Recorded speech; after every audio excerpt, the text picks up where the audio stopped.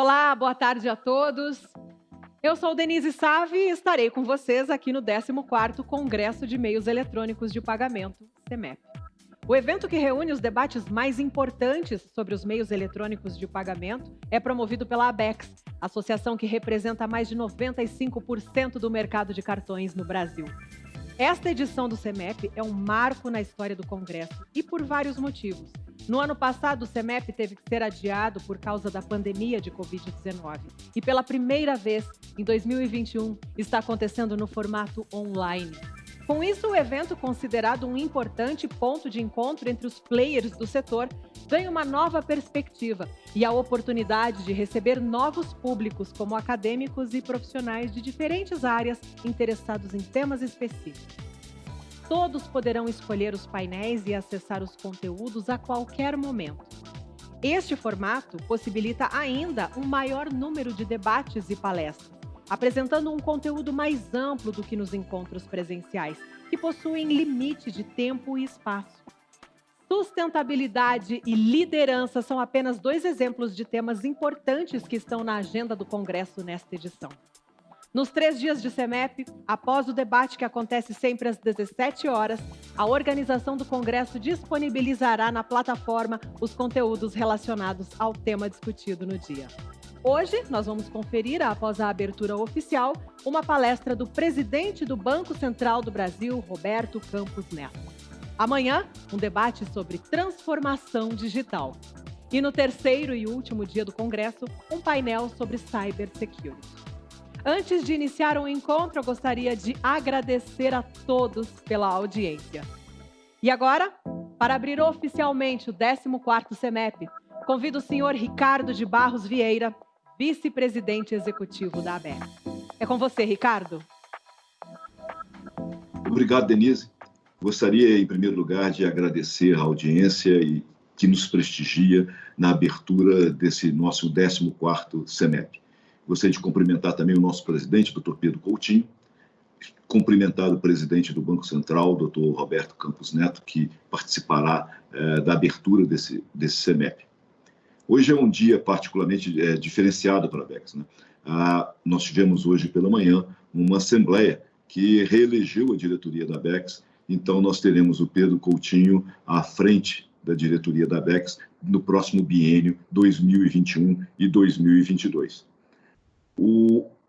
É um CEMEP também importante e diferente para a ABECS. É o primeiro CEMEP que a gente faz totalmente virtual. E justamente no ano em que a associação completa 50 anos de vida. Então, é um momento diferente, é um CEMEP diferente, e eu gostaria muito de agradecer, além das pessoas às quais eu já agradeci e já cumprimentei, eu gostaria muito de agradecer a todos os executivos da indústria que, ao longo dos últimos dias, preparou, se dedicou, gravou uma série de vídeos que vocês vão ver, complementando os debates que acontecerão nesse 14º CEMEP. Eu gostaria de estimulá-los a aproveitar bem. Os temas são os temas mais importantes e mais atuais da indústria de meios de pagamento. Portanto, são os temas que são foco da associação que representa esse segmento. Obrigado a todos mais uma vez e gostaria de passar a palavra ao presidente reeleito da ABECS, Dr. Pedro Coutinho. Muito obrigado a todos. Ricardo, muito obrigado pela apresentação, pelas palavras. Desejo a todos boa tarde. Gostaria aqui, primeiramente, agradecer ao presidente do Banco Central, Roberto Campos, que estará conosco aqui neste evento. Agradecer a diretoria da ABECS pelo apoio, pelo trabalho em conjunto nesses últimos 2 anos. Agradecer a todos os associados pela contribuição pela indústria, o trabalho maravilhoso que vocês terão a oportunidade de avaliar aqui em alguns chats que eu estarei apresentando. E também não poderia deixar de agradecer aqui aos colaboradores da ABECS e também a todas as associações do mercado, o Febraban, entre outras, que ao longo desses últimos 2 anos fizeram aqui um trabalho de parceria muito importante com a ABECS. Então, hoje, nós estamos aqui para dividir com vocês sobre o 14º CEMEP. É uma marca importante para a ABECS. Eu quero dividir com vocês, tem uma pauta aqui, onde quero explorar um pouquinho para que todos conheçam um pouco mais sobre a governança da ABECS, quais são as principais iniciativas, qual é a agenda do setor e qual a evolução aqui nesses últimos 10 anos. 10 anos tem um marco importante, quando foi a abertura do mercado de meios de pagamento, e nessa data nós completamos o ano passado 10 anos, e vale uma reflexão para que todos tenham uma visão desta evolução do negócio. Primeiro ponto aqui, eu queria dividir com vocês, para aqueles que muitos de vocês conhecem, mas aqueles que não estão no dia a dia da ABECS. A ABECS hoje ela tem uma estrutura de governança bastante robusta. Nós temos uma Assembleia Geral, temos uma diretoria, temos um Conselho Fiscal, temos um Conselho de Ética e Autorregulação, temos a diretoria executiva. Debaixo da diretoria executiva nós temos uma gerência administrativa e financeira, uma gerência de comunicação e inteligência do mercado, uma gerência jurídica com autorregulação e compliance, uma gerência de relacionamento institucional. E temos os comitês técnicos, debaixo deles as comissões e os grupos de trabalho, que a gente vai comentar aqui um pouco com vocês. Um dado importante, desde 2012, a ABECS dobrou aqui o número de associados. Nós fechamos 2020 com 89 associados, com associados com uma participação importante. Se vocês podem avaliar, são associados que têm de todas as indústrias relacionadas à indústria de meios de pagamento. Então, aqui são associados que têm nos ajudado a construir e a melhorar o setor, que nós teremos a oportunidade de avaliar logo à frente. Dentro dos comitês técnicos, nós temos hoje 13 comitês. Eu não vou comentar cada um deles, porque em função do tempo, mas claramente aqui esses comitês representam a indústria, e comitês onde nos últimos anos que nós criamos o Comitê de Transformação Digital, o Comitê de Programa de Fidelidade, cartões pré-pagos, etc., são todos comitês que estão inseridos no ecossistema de meio de pagamento. E para dar suporte a esses comitês, nós temos hoje 47 grupos de trabalhos e comissões que abrange todo o ecossistema de pagamentos e dão suporte para que a indústria tenha um desempenho importante dentro do cenário brasileiro e também tenha condições de suportar os seus associados para que a indústria cresça e cresça de forma saudável. Quando olhamos o que tem acontecido nos últimos anos, do ponto de vista de participação dos nossos associados, de todos os nossos colegas da indústria, para vocês terem uma ideia, no último ano nós fizemos 668 reuniões. Evidentemente, a pandemia proporcionou uma maior integração com todo o tema das reuniões à distância. O número de participantes, que ao redor de 4 mil participantes até 2019, ele cresceu para 19 mil participantes, ou seja, um maior interesse pela indústria. Quando olhamos, a gente pode dizer assim, ficou mais fácil participar.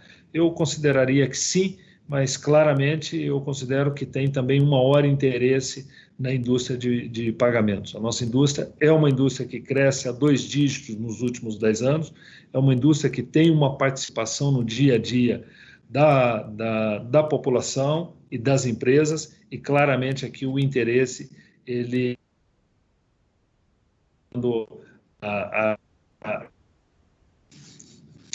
Eu gostaria também de dar uma visão para vocês das principais iniciativas do setor, né? Hoje, quando olhamos a nossa agenda junto com o regulador, junto com o Banco Central, a ABECS participa ativamente na interlocução com o Banco Central para discutir todas as regulamentações, todos os novos projetos que estão relacionados à nossa indústria. Aqui eu estou destacando alguns projetos, mas eu poderia claramente não estar aqui. O PIX, que entrou em novembro do ano passado, onde a ABECS teve uma participação ativa, a Lei Geral de Proteção de Dados.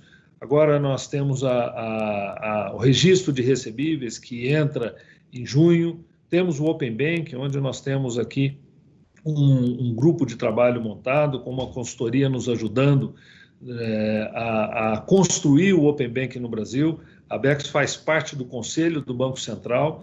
Nós temos aqui na BEX, todas as quintas-feiras, uma reunião com a diretoria, aberta para 100% da diretoria, para que todos possam opinar e suportar, ajudar o Banco Central e toda a população brasileira e a indústria a implementar esse projeto Open Banking, que é tão importante para o país. Do ponto de vista de autorregulação, normativos que foram atualizados mais recentemente, como o canal ABEX de relatos com uso convencional de contas de pagamento, saque e compra com troco em estabelecimentos comerciais, a certificação dos terminais de PIN-PAD, envio gratuito de mensagens e transações para pessoas com deficiência visual, pagamentos por aproximação, ou seja, uma série de autorregulamentações que a BEX vem atuando ativamente para poder melhorar a indústria a cada dia. Também temos uma série de outras agendas, como, por exemplo, o crediário que já está funcionando, já está operando no país, que é uma alternativa onde o consumidor pode comprar com seu cartão de crédito e financiar em até 36 parcelas. O contactless, que é o pagamento à distância.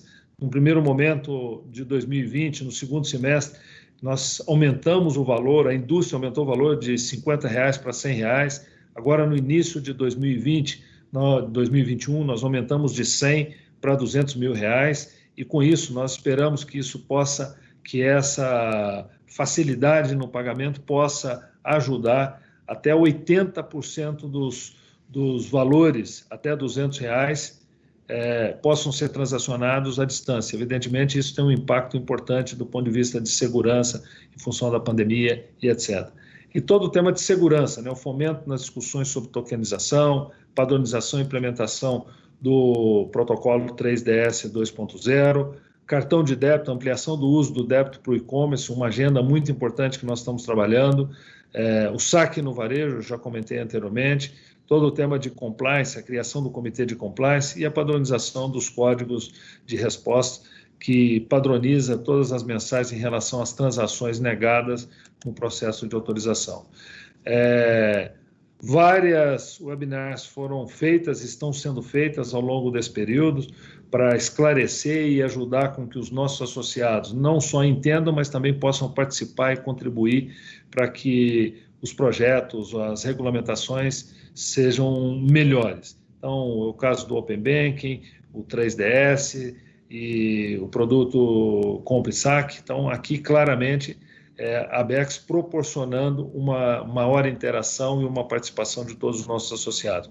Fizemos uma campanha de comunicação sobre o crediário, foi um sucesso. Se olhamos aqui tivemos aqui no crediário 75 milhões de views, e impressionante a participação.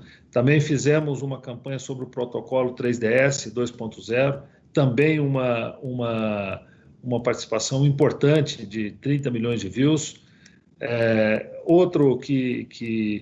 Outra iniciativa também, no ano de 2020, a BEX entrou no mundo das redes sociais. Então, nós estamos no YouTube, nós estamos no LinkedIn, nós estamos no Facebook, e já temos aqui no Facebook mais de 160 mil seguidores. Ou seja, claramente a BEX tem dedicado um tempo muito maior para comunicar e falar com seus associados e falar com a comunidade. Como é que a gente ajuda a comunidade também no tema de educação financeira e uma série de outros projetos que são de total interesse de toda a indústria de meios de pagamento. Então, agora eu queria rapidamente falar um pouco da evolução de 2010 a 2020. São 10 anos importantes. Vocês vão observar aqui o crescimento. Quando olhamos de 2010 a 2020, saímos de uma indústria com quase 500 bilhões de reais para uma indústria de 2 trilhões, e a nossa expectativa para 2021 é chegarmos a 2,3, 2,4 trilhões de reais, tendo um crescimento aqui entre 18% e 20% de 2020 para 2021. Ou seja, uma indústria que cresce a 2 dígitos alto ao longo dos últimos 10 anos. Se olhamos a participação no consumo das famílias, nós tínhamos 23% dos pagamentos sendo realizados por meios digitais, fechamos 2020 com quase 50%. Há 2 anos atrás, definimos como plano estratégico da ABECS chegarmos a 60% e temos aqui a convicção que estamos no caminho para chegar a 60% em 2022, algo que nós trabalhamos juntos aqui com todos os associados nesta planejamento e nessa evolução. Essa indústria que participava, a participação do PIB de 14% em 2010, hoje já representa mais de 31%. Então, quando nós vamos falar com o Banco Central, com os órgãos governamentais, ou até com a mídia de um modo geral, é importante deixar claro, essa é uma indústria que representa quase 1/3 da riqueza desse país. E aqui é importante, demonstra a importância dessa indústria para toda a economia brasileira. Quantidade de transações, saímos aqui em 2010 de 6 bilhões de transações, fechamos 2020 com mais de 23 bilhões de transações. Nós estamos falando de 45 mil transações por minuto, e em 2010 eram 12 transações por minuto. Aqui todos os dispositivos, os POS que estão em todo o país, nós estamos falando de norte a sul, nós temos hoje mais de 11 milhões de dispositivos, de maquininhas, à disposição dos nossos clientes. Seguramente aqui em todos os municípios desse país estão atendidos por meios de captura, e isso é muito importante. Por exemplo, no tema do auxílio emergencial, essas maquininhas, os adquirentes, todos fizeram um papel importante em ajudar o país na realização e no pagamento do auxílio emergencial. Então, foram transacionados quase 53 bilhões de reais através dos meios de pagamento no ano de 2020. E aqui um outro ponto importante também, essa indústria vem fazendo um papel importantíssimo. Os adquirentes, eu sempre que visito um cliente, sempre que falo com o Banco Central, falo com órgãos governamentais, os adquirentes fizeram o seu papel aqui também e continuam fazendo, de contribuir para a maior eficiência da indústria. Nós reduzimos os custos aqui para o estabelecimento de 2,94% no crédito para 2%, 2,02%, se a média de 2020, e no débito saiu de 1,6% para 1% no ano de 2020. Ou seja, aqui claramente tem sim uma redução, tem um trabalho de eficiência feito pela indústria ao longo desses últimos 10 anos. As compras não presenciais com cartão de crédito também aumentaram muito. Evidentemente, o ano passado foi um marco histórico com o tema da pandemia, mas nós saímos em 2010 de 13% para 33% já, as compras não presenciais representando 33%. É um volume importantíssimo para esse novo mundo, esse novo ecossistema digital que está em nosso país, em todo o mundo, né? Além da expansão do e-commerce, claramente, o e-commerce tradicional, os meios eletrônicos de pagamento foram viabilizados aqui pelos aplicativos, pelas carteiras digitais, né? Nós temos várias carteiras digitais, muitas delas associadas da ABECS, mas claramente as carteiras fizeram um papel importantíssimo na digitalização dos consumidores e, evidentemente, na melhoria dos serviços para o consumidor final. Aqui, claramente, isso é parte desse ecossistema. Eu queria agradecer mais uma vez a todos os associados da ABECS, quero aqui agradecer ao Ricardo, que é o nosso vice-presidente executivo, que tem feito um trabalho excepcional na ABECS, a diretoria da ABECS, que tem nos ajudado todas as vezes que nós precisamos da diretoria para ajudar o setor, todos eles estão disponíveis, e os associados, que têm participado também e não têm medido esforços aqui para ajudar no crescimento dessa indústria, que é uma indústria inovadora, uma indústria que tem feito um trabalho para o país e para os consumidores e para as empresas muito importante na digitalização de meios de pagamento. Muito obrigado a todos. Eu passo a palavra lá para o estúdio e um bom evento para todos vocês. Muito obrigada, Pedro. É um prazer ouvir boas notícias, especialmente num momento tão delicado como esse que todos nós estamos passando. E agora eu convido o Roberto Campos Neto, presidente do Banco Central do Brasil. Obrigado, Denise. Bom, muito obrigado pela oportunidade. Queria agradecer à Abecs e citar os 50 anos de aniversário, a importância dos meios de pagamento para a sociedade. E nós todos sabemos como o cartão passou de um meio de pagamento para um dos principais instrumentos de financiamento e de acesso ao crédito. Queria também parabenizar a indústria pelo investimento que tem feito para garantir a segurança nas transações e estimular cada vez mais essa nossa agenda BC Hash. Queria agradecer ao Pedro pelo convite e é um prazer estar aqui, então, no 14º Congresso de Meios Eletrônicos de Pagamento. Eu vou puxar uma apresentação aqui e aí, então, a gente segue com a apresentação. Infelizmente, não podemos estar ao vivo esse ano, mas vamos torcer para o ano que vem a gente poder fazer isso de uma forma diferente. Começando aqui com uma apresentação e lembrando um pouco da atuação do Banco Central em tudo que é meio de pagamentos de varejo. A gente começa no ano de 2002, quando basicamente nós não tínhamos ainda um projeto institucional, e então se desenha o primeiro projeto, com um diagnóstico do sistema de meio de pagamento em 2005, e com a diretiva em 2006.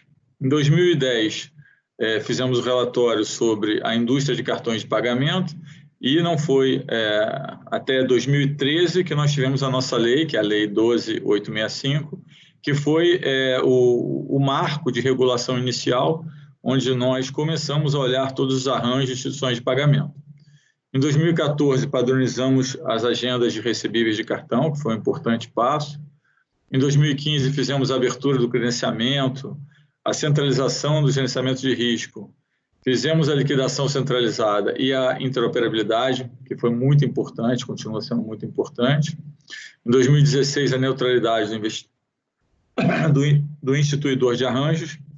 Em 2017, então, fizemos toda a parte da regulamentação do rotativo de cartão, para a gente conseguir migrar os saldos devedores.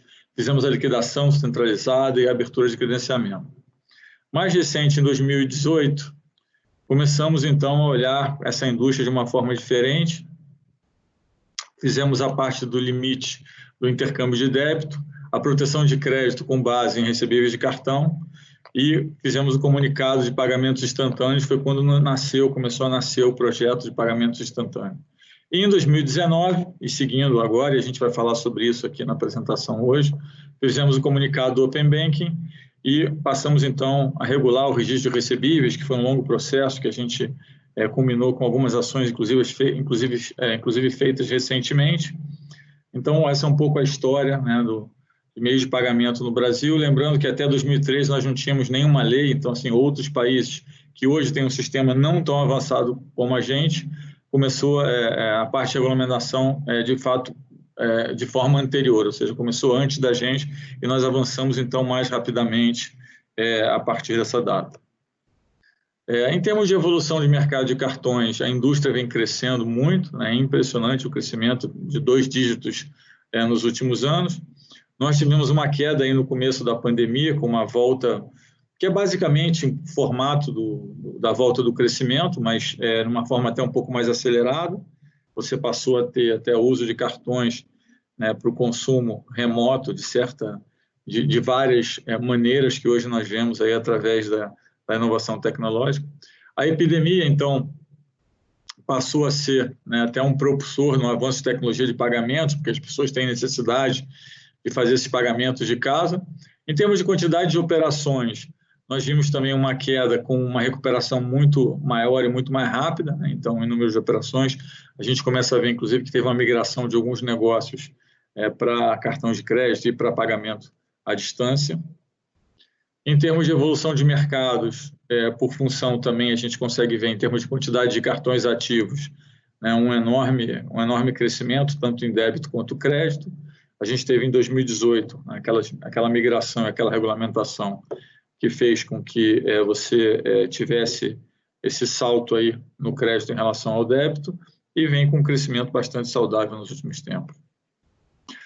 A taxa também, em termos de acessibilidade, caiu bastante. Quando a gente olha aí um gráfico do MDR, a gente vê que tem sido uma queda quase constante, com alguns momentos de estabilização, mas de uma certa forma com uma queda constante, e com uma inovação, né, e com, em termos de experiência de usuário muito grande nesse período. Então, vale a pena lembrar também que não é o mesmo produto, né? Você teve um produto com condições até melhoradas para o usuário ao longo do tempo. E fazer uma comparação do que era, né, do que era 2015 e o que é 2020, né? A gente tinha o grande duopólio, então a gente tinha basicamente dois. Quando a gente olhava o mercado de credenciadores, nós tínhamos dois maiores que tinham 85%, e agora os dois maiores têm 57,2%.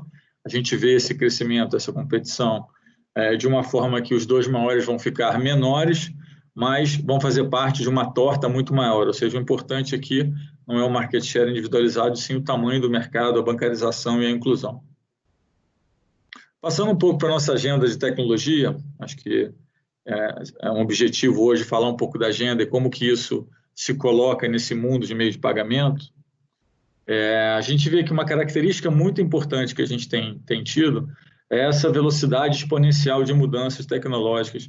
E como isso está impactando, né, o sistema financeiro. A gente vê que nos últimos 3 anos, provavelmente a nossa modernização em termos de meio de pagamento foi maior do que nos 10 anos anteriores, então, o que denota aí um claro formato exponencial nessa inovação tecnológica. A gente tem uma diminuição exponencial de custo de produção e armazenamento no processamento de dados, uma rápida evolução no sistema de pagamento e essas novas tendências que nós estamos vendo em tudo que é serviço financeiro. Eu acho que a parte que a gente consegue ver, né, e ter mais sensibilidade em termos de revolução tecnológica, apesar que eu acho que algumas outras vão começar a aparecer muito em breve, é exatamente no meio de pagamento. Basicamente, o que aconteceu foi que ficou mais barato produzir dados, né, primeiramente, depois ficou mais barato guardar dados, né, e acho que, por último, importante lembrar que ficou mais barato analisar dados, né, e a gente tem ainda uma evolução crescente nesse sentido, né, com a chegada do quantum computer, né, da computação quântica, que basicamente vai acelerar muito a capacidade de análise de dados. A gente já tem alguns experimentos aí que mostram, né, que a velocidade exponencial vai sofrer até uma descontinuidade em termos de capacidade. Falando um pouco da nossa agenda, a gente tem uma agenda muito importante, né, no que diz respeito ao funcionamento do Banco Central. Nós separamos a nossa agenda inicialmente em 4 pilares, né, a agenda que nós chamamos de BC-RES, a parte de inclusão, a parte de competitividade, a parte de transparência e a parte de educação. E, mais recentemente, incorporamos uma nova dimensão na agenda, por entender que esse é um anseio da sociedade de ter uma recuperação econômica e de um caminho de crescimento econômico mais sustentável, mais inclusivo, né? Então, nós somos aí vamos dizer assim, a 5ª dimensão, que é a dimensão da sustentabilidade. Quando nós olhamos a parte de inclusão, era muito importante para o Banco Central entender quais são os formatos de crédito, modalidades de crédito que geram inclusão no mercado. Então, nós fizemos um grande esforço de avançar com as modalidades de crédito que geravam essa inclusão. Então, nós avançamos muito com o cooperativismo, que tem crescimentos aí de 2 dígitos quase todo ano, com um crescimento mais recente de 20%, ainda que saindo de uma base muito pequena. O microcrédito, que nós fizemos várias mudanças na regulamentação para estimular o microcrédito.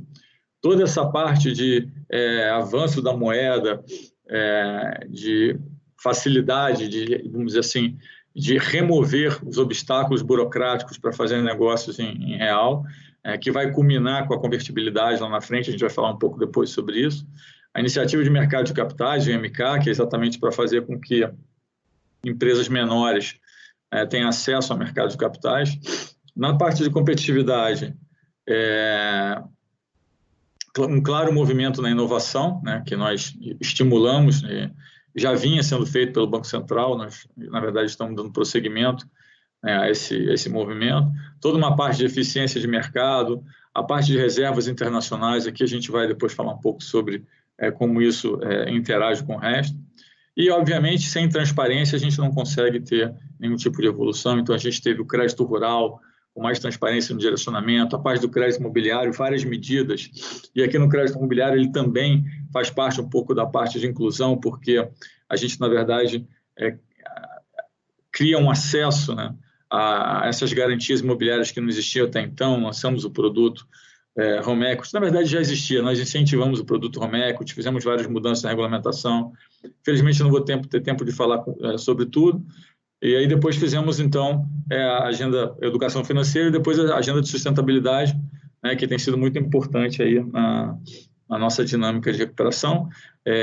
São vários projetos também que estão em andamento. A parte de parceria mais avançada, a gente tem uma consulta pública recente que foi iniciada para toda essa parte do que vai ser, né, o comportamento aceitável, né, o comportamento, vamos dizer assim, indicado na produção agrícola. A gente acha que esse, inclusive, é o começo de uma taxonomia que é muito importante para o Brasil. Vou avançar um pouco aqui, então. Em termos de, voltando aqui ao nosso mundo de meios de pagamento, né, um grande projeto do Banco Central recente foi o PIX, que é o Sistema de Pagamentos Instantâneos. O que nós pretendíamos, na verdade, o PIX nasce, né, de uma ideia ou de um experimento, que é basicamente perguntar para as pessoas o que elas precisam em um sistema de pagamento. Então, basicamente, inclusive foi feito um experimento nesse sentido, tentando entender a demanda por criptomoedas, e o que as pessoas diziam basicamente é que elas gostariam de ter um sistema que fosse rápido, barato, seguro, transparente e aberto. Então, basicamente, no mundo de infraestrutura e no mundo de pagamentos, existe uma demanda da sociedade de ter um produto que tenha essas características. Então, o que o PIX pretende é facilitar a vida dos pagadores, viabilizar esses novos modelos de negócio, reduzir custos e contribuir aí para essa inovação financeira. As características que fazem o PIX único, eu mencionei um pouco agora o que nós entendemos como demanda da sociedade. Então, como eu disse, velocidade, disponibilidade, segurança, conveniência, a multiplicidade de casos de uso, a parte de informações agregadas em ambiente aberto, mas, assim, uma coisa muito importante que não está aqui, mas que a gente tem incentivado em todas as dimensões, é a experiência do usuário. Então, uma das coisas que o PIX, que nós entendemos que o PIX traria, é um avanço na experiência do usuário. A nossa ideia, e continuamos caminhando para que isso aconteça, é que fazer um PIX fosse tão fácil quanto passar uma mensagem num sistema de mensageria. Então, a ideia é cada vez mais ter uma interação entre o seu celular e o PIX, através da agenda, através do DICT, que é o nosso depositório de dados. Então, assim, é muito importante entender que se a gente não tiver um sistema que seja de fácil manuseio para o usuário, a gente não consegue fazer a inclusão tão desejada. Quando a gente olha em termos de cadastro de PIX e transações por faixa etária, a gente vê que foi um crescimento muito além, né, do que nós esperávamos. Nós falávamos em 20 milhões de chaves nos primeiros 6 meses, aconteceu isso em menos de uma semana. Nós nunca pensávamos que ia ter essa expansão e esse uso tão massificado, tão rápido. A gente vê hoje 68,7 milhões de cidadãos, 174 milhões de chaves, 4 milhões e meio de empresas, né, com 7,8 milhões de chaves. A gente vê mais ou menos o break-even aí de como são os tipos de chaves. E uma curiosidade, obviamente não é uma curiosidade, acho que era esperado, uma maior rejeição às pessoas mais velhas, mas com uma penetração, eu diria, ainda acima do que nós esperávamos, né? A gente pega aí acima de 60 anos, são 15,7% da população, a gente tem 4%, né? E a gente tem, obviamente, um menor uso de pessoas abaixo de 19 anos, mas isso é porque também eles têm menos acesso, né, ao mundo financeiro. Mas, de uma forma geral, a gente tem aí, como toda inovação tecnológica, um movimento mais dos mais jovens, que aos poucos vai contaminando, né, e amplificando o número de usuários através, né, da informação. Em termos de transações realizadas também, nós conseguimos ver um crescimento expressivo, né, entre novembro de 2020 e fevereiro de 2021, Um ticket médio que é maior do que nós esperávamos, R$ 778, inclusive hoje nós vemos negócios, transações com maiores valores sendo feitas também pelo Pix, né?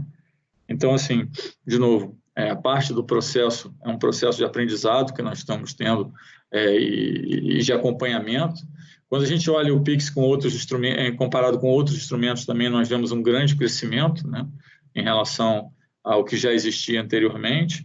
Eu acho que isso também vem do fato da demanda da sociedade por um sistema que tem aquelas características que eu mencionei anteriormente.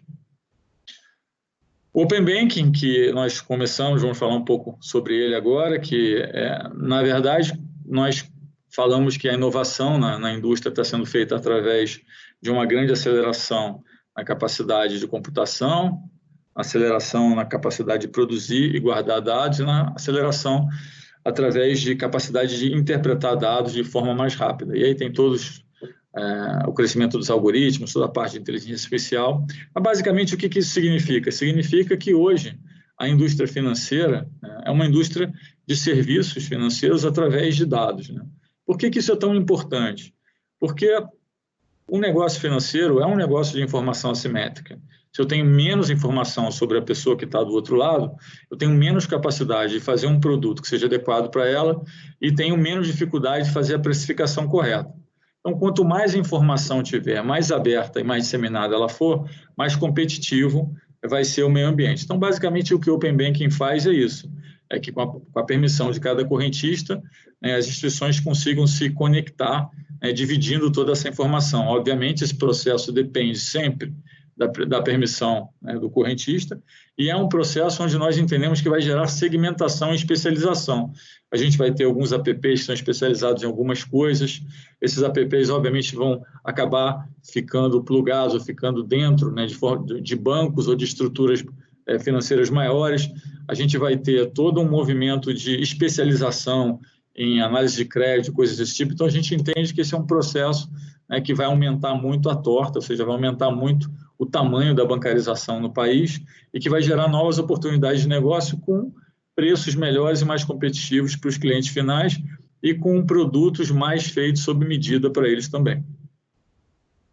A gente começou, então, a entrar no Open Banking, a primeira fase, que começa aí com as instituições disponibilizando ao público as informações sobre seus canais. Essa fase a gente não tem nenhum tipo de compartilhamento de dados, né? A gente tem aí um grupo que está estudando como será esse processo de transição. Na verdade, nós falamos em soluções para auxiliar as pessoas a escolherem os produtos mais adequados. Essa é a fase que vai até 21 de fevereiro. A gente entra na fase 2, que vai até mais ou menos o meio do ano. E aí os clientes, então, poderão solicitar o compartilhamento de dados e informações dos diversos produtos. Lembrando sempre que o compartilhamento ocorre sempre que a pessoa autorizar e com as finalidades determinadas por um prazo específico.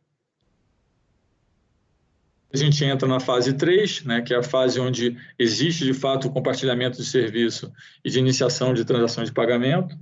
A gente começa a ver o encaminhamento das propostas de operação de crédito, e aí é onde a gente começa, então, com essas novas soluções, especializações, e se cria esse ambiente de realização de pagamentos para recepção de propostas e operações de crédito. A gente acha que aí é quando você começa a ficar, de fato, com uma cara mais operacional. E a fase 4 é basicamente uma fase de expansão, onde a gente sai do Open Bank tradicional e vai mais para um conceito de Open Finance.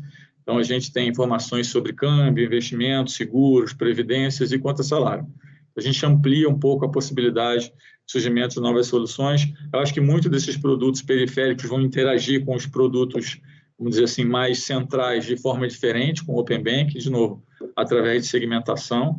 Nós vemos plataformas que se especializam em segmentação de Open Bank já sendo comprada pelos bancos grandes. Tivemos alguns negócios recentes que mostram que os bancos grandes também estão entendendo, que essa segmentação vai existir, que existe uma possibilidade de que todos ganhem com esse novo sistema competitivo.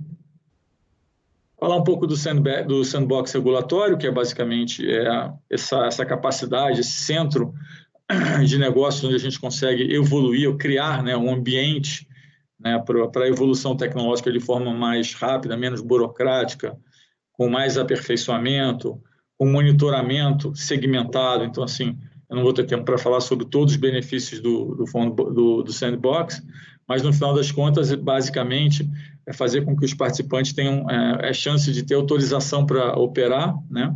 E que os projetos, né, que vão sendo escolhidos e vão entrando nessa fase de aprimoramento, eles sirvam de base para aprimorar aí a regulamentação do Banco Central e do Conselho Monetário Nacional.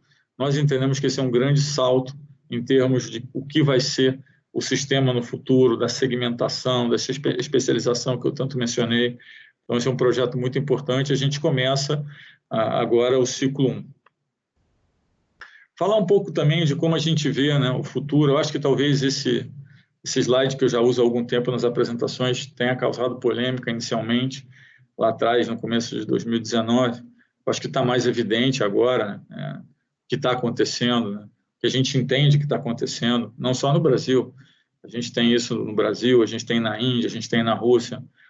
É basicamente essa convergência que nós vemos entre mensageria, entre textos, entre pagamentos e entre conteúdo. Então, a gente vê, por exemplo, na parte de mídia social, a parte de conteúdo se integrando à mensageria, que foi o movimento inicial, e agora se integrando também a pagamentos. Ou porque um grupo já tinha conteúdo e mensageria e resolveu fazer pagamentos, ou porque um grupo já tinha conteúdo e pagamentos e está resolvendo fazer mensageria. Então, a gente está vendo um pouco essa corrida. Eu diria que essa é a corrida do ouro hoje, que eu vejo no sistema de pagamentos, no sistema financeiro, né? Eu acho que essa relação entre mídia social e sistema financeiro ela vai ficar muito mais difícil, né, de ser diferenciada no futuro. A gente vê no caso do Brasil aí o WhatsApp, que em breve fará pagamentos, nós temos a Google na Índia, nós temos vários outros surgindo, temos vários em análise no Banco Central, nesse sentido, no sentido de ter esse agrupamento. Isso é uma preocupação para o Banco Central. Olha, o Banco Central entende que é uma evolução, mas é importante a gente ter certeza que isso é feito de forma competitiva e que isso é feito de forma a trazer as melhores condições de transparência e de preços para os clientes. A gente entende que essa é uma cadeia vertical muito poderosa, porque você passa a ter, né, desde o anúncio do produto, até a venda do produto, até o pagamento do produto, e, em grande parte, a capacidade de saber o que o cliente achou do produto, através dos algoritmos na parte de mensageria. Então, isso cria uma base de dados muito potente, porque não é só sobre vender produtos físicos, essa base de dados vai passar a ser também usada para vender produtos financeiros. Então, nós entendemos que isso é muito importante. Lembrando que essas grandes cadeias também têm grandes espaços de nuvem, então tem uma capacidade de armazenamento de dados maior, né, do que os grupos financeiros atualmente produzem. Então, nós entendemos que esse é um processo que está acontecendo e que a gente vai ter essa junção, né, entre a função mídia social, primeiro com a função de pagamentos, mas a gente acha que, no segundo momento, também oferecendo serviço financeiro. E a gente vê, em alguns casos, até com a cadeia vertical, inclusive, falando de ter moedas próprias, né, de fazer emissão de moedas, como é o caso do Libra. Aí. Então, assim, esse é um ponto importante que eu sempre menciono. Desde que a gente começou a falar nisso, tem evoluído em vários países nessa direção, e a gente tem essa preocupação, então, de ter certeza que isso vai levar, né, a melhor experiência, né, para o cliente, a preços mais acessíveis e com produtos mais feitos sob medida. Nessa evolução, nós entendemos que o Pix era fundamental, porque o Pix precisava ter uma forma de pagamento, né, mais barata, mais rápida, mais segura, que fosse 24 horas, para se integrar, né, nessa evolução que nós estamos vendo. Lembrando que é uma evolução de dados e que esses dados é o que produzem a informação assimétrica, ou seja, é o que vai fazer o sistema financeiro se diferenciar para frente. Então, nós avançamos com o Pix, não só avançamos, como antecipamos o projeto original, né, que era para uma data mais tarde, avançamos também no Open Banking e estamos avançando na inovação de moeda, né? Então, nós passamos o primeiro PL no Congresso para fazer essa inovação na moeda. Entendemos que primeiro temos que passar por um período de simplificação, para depois passar pela internacionalização, eventualmente ter uma moeda conversível. E nós já começamos o nosso grupo no Banco Central de estudo da moeda digital, né? Já avançamos em alguns debates. Hoje, o quando a gente pensa em moeda digital, a gente tem mais perguntas do que respostas, inclusive falando com outros banqueiros centrais, essa é a percepção que nós temos. Os bancos centrais têm várias motivações para emitir moedas digitais. Recentemente, os Estados Unidos disse que não é uma questão de se, é uma questão de quando, né? Então, assim, tem vários grupos, tem um grupo do Fed de Boston que está mais avançado, inclusive, nesse estudo, né? Então, a gente entende que isso tem várias consequências, né, para a parte de política monetária, para a parte de meio de pagamento, inclusão financeira, mas acho que as grandes perguntas ainda estão no ar, né?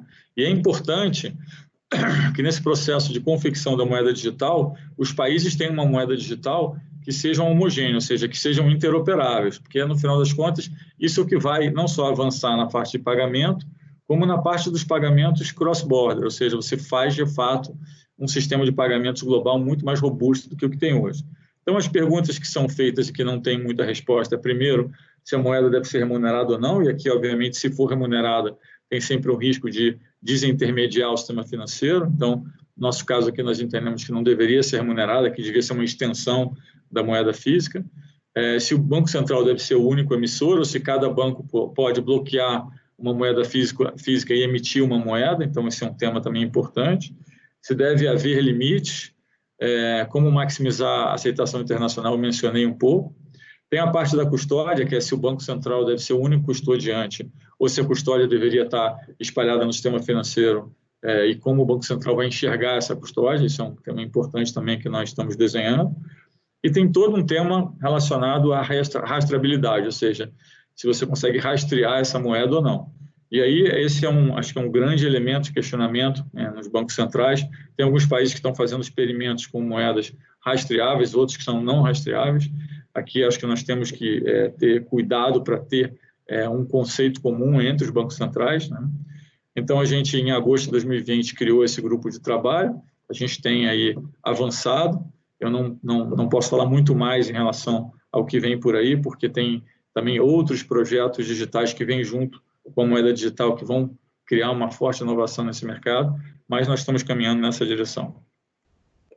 Falando um pouco na visão de futuro, né, já terminando aqui, eu acho que a nossa visão é uma visão de que a recuperação da pandemia passa por ter mais tecnologia de todas as formas, né, na medicina, na educação, no mundo financeiro, na comunicação.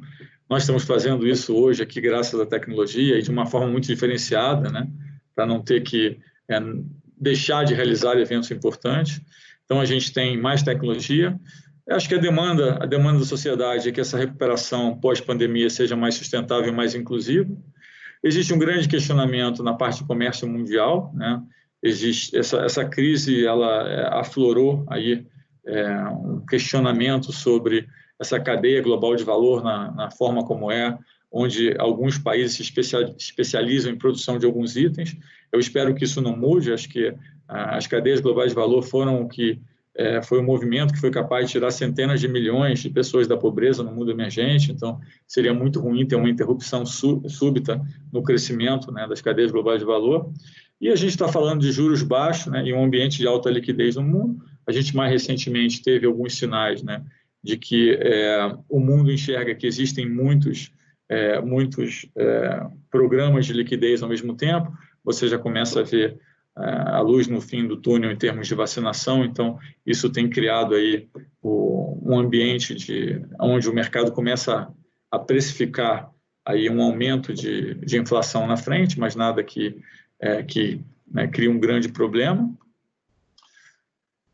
Então, encerrando, eu diria que a gente está indo para um mundo onde a gente vai ter muito mais tecnologia, onde a gente vai ver que a tecnologia vai, através da evolução tecnológica e acentuada e acelerada pela crise que nós passamos, vai ter uma mudança definitiva nos padrões de consumo e produção. Se a gente pensar nas viagens que nós fazíamos para fazer apresentações e fazer eventos, provavelmente a gente ainda vai viajar, mas talvez não no padrão anterior, não sei, acho que vai existir aí um meio termo, porque a tecnologia se mostrou muito eficiente em fechando esse gap aí. A gente tem uma mudança secular na força de trabalho, a gente vê em países que têm mão de obra mais informal, como a gente acaba expulsando um pedaço da mão de obra da força de trabalho, e aí os governos têm que fazer ações para incluir essas pessoas de volta, para garantir sobrevivência.